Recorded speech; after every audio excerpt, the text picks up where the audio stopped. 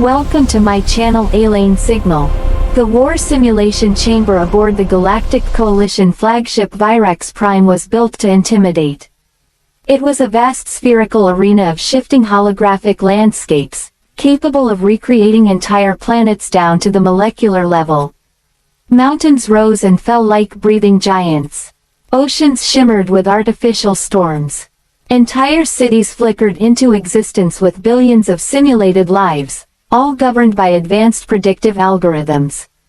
For centuries, the Coalition had used this chamber to test military strategies across species. Victories here often determined real-world doctrine. Losses were quietly buried. Today, however, the atmosphere was different. Rows of alien generals filled the observation decks, towering insectoid warlords, crystalline tacticians, amphibious admirals, and beings composed of living plasma. They had gathered not for a war council, but for something far more peculiar. A demonstration. At the center of it all stood Commander Threxel, a four-armed veteran of 100 campaigns, his exoskeleton etched with scars that glowed faintly under the chamber's light. The purpose of this simulation, Threxel announced, his voice resonating through the chamber, is to evaluate the tactical competence of newly inducted cadets from the planet Earth. A low murmur spread across the room. Humans, the so-called Deathworlders. Planets classified as Deathworlds were notorious across the galaxy, hostile ecosystems where survival itself required constant adaptation.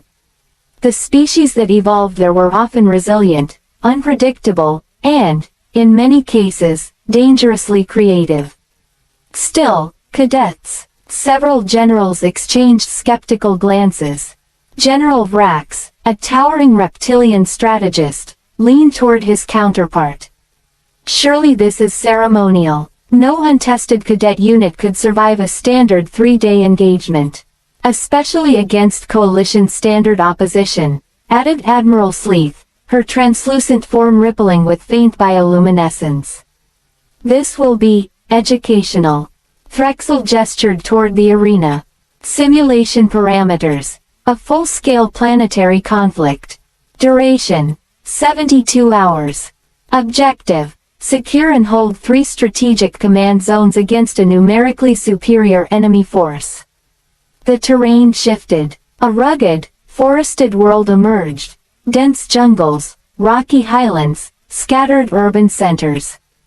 Weather systems rolled in, bringing torrential rain and lightning storms. The opposing force, Threxel continued, will consist of veteran AI-controlled units modeled after elite Coalition armies. The odds were intentionally stacked. Then, the human cadets appeared. 20 figures materialized on the surface below, young, clad in standard-issue combat suits, their visors glowing faintly. They were outnumbered 10 to 1. A few generals chuckled. This will not last an hour, Vrax muttered. Threxel said nothing. Minute 0. The simulation began. The human cadets didn't charge. They didn't spread out in traditional formations. Instead, they stood still. Have they frozen? One general asked. No, Sleeth replied, narrowing her glowing eyes. They are communicating. Indeed, the cadets' visors flickered rapidly. Data streams pulsed between them. Then, suddenly, they moved. But not toward the enemy.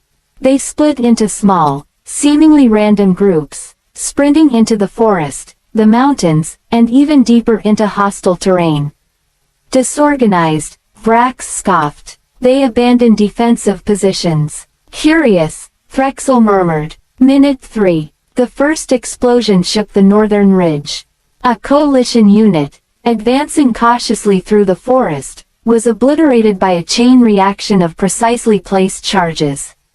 But, no explosives were issued, Sleeth said.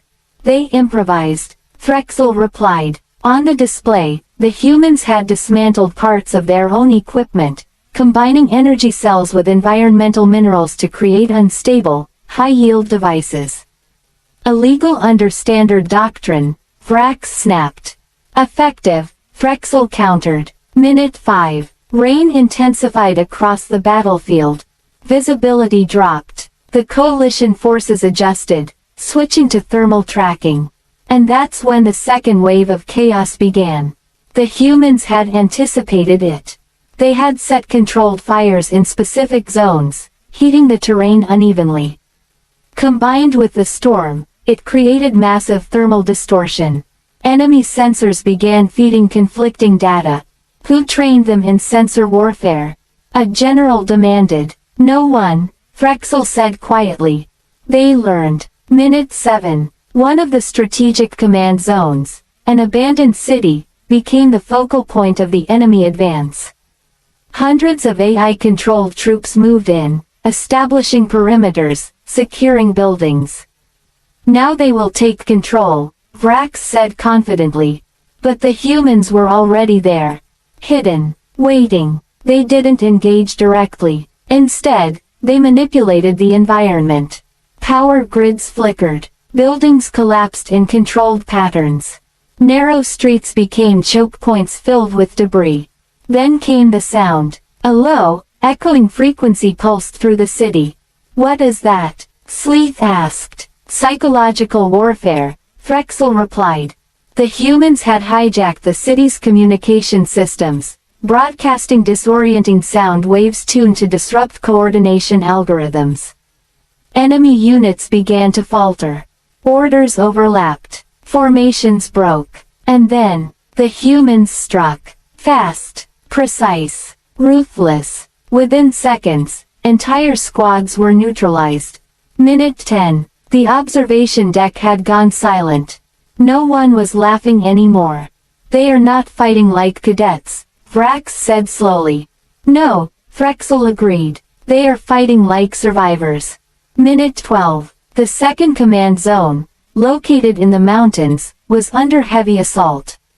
The coalition forces had learned. They advanced cautiously, scanning for traps. But the humans had changed tactics again. Instead of direct confrontation, they triggered a landslide. Massive boulders cascaded down the slopes, crushing vehicles and scattering troops. Then, they vanished. Where did they go? Someone whispered. The answer came seconds later. Behind the enemy lines. The humans had used the chaos to reposition, striking from unexpected angles. Minute 14. Only one command zone remained contested, a dense jungle region. The enemy forces, though battered, regrouped for a final push. This is where the simulation stabilizes, Vrax said. They cannot sustain this pace. But the humans had one final move. They withdrew. Completely. What are they doing? Sleeth asked. They're giving up the position, another general said. Impossible, Vrax snapped. They would lose the objective. But then, the jungle itself began to move. Not literally, but it might as well have. The humans had spent the entire simulation preparing it. Vines were rigged to collapse. Trees fell in coordinated patterns. The terrain shifted, isolating enemy units into small, vulnerable clusters. Then, one by one, they were eliminated. Minute 15. The simulation ended. Victory. Human cadets. Time elapsed. 14 minutes, 32 seconds. Silence. Absolute, suffocating silence filled the chamber. Finally, General Vrax spoke. This must be an error. Frexel turned to him. The simulation logs have been verified. They violated doctrine, Vrax insisted. They rewrote it, Frexel replied. Admiral Sleeth drifted closer to the viewing glass, watching the now empty battlefield.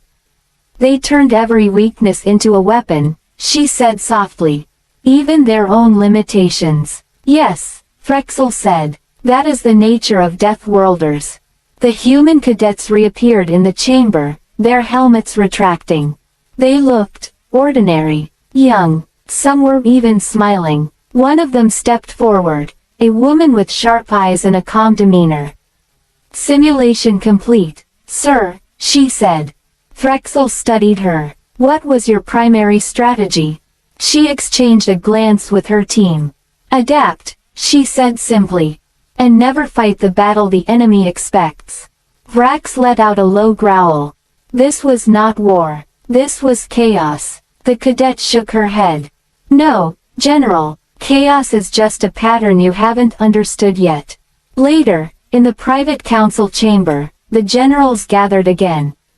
The mood had changed. What had begun as amusement had turned into something else. Concern. If this is how their cadets fight, Sleek said, what of their full armies? No one answered, because they already knew. Threxel finally spoke. We invited humans into the coalition because we believed we could guide them. Teach them our ways. He paused. Instead, they may end up teaching us. Vrax looked toward the simulation chamber, where the battlefield was already resetting for the next exercise. Or destroying us, he muttered. Threxel didn't disagree. War, as we understand it, he said, is about control, order, and prediction. He glanced back at the others.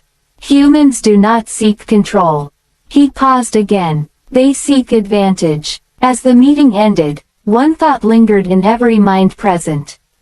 The simulation had been designed to last 3 days.